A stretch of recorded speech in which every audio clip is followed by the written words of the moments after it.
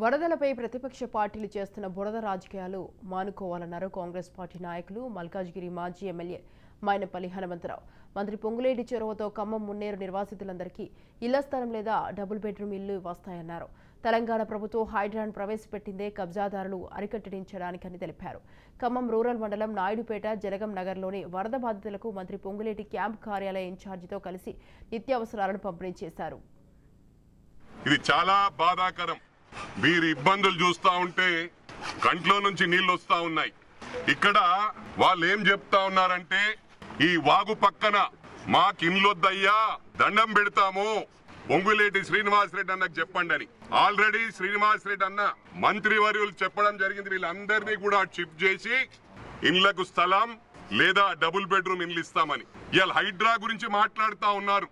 హైడ్రా వచ్చిందే మీలాంటి వాళ్ళని కాపాడడానికి. రియల్ ఎస్టేట్ వ్యాపారస్తులు వాగుల పక్కన చెరువుల పక్కన మట్టి నింపి ఇండ్లు ఇవ్వడం వల్ల ఈ పరిస్థితి వాస్తవమా కాదమ్మా?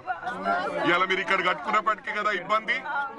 వాళ్ళు ఏమంటున్నారంటే దండం పెడతాము, ఈ ఇంట్లో ఉంటే 25 సంవత్సరాల నుంచి మాకు ఎప్పుడు కాలే కానీ ఇదే పరిస్థితి ఎప్పుడు ఏర్పడతాయి, మా గోడలు కూలిపోయాయి, మా ఇండ్లు కూలిపోయాయి, మాకు ప్రాణ నష్టం జరగలేదు.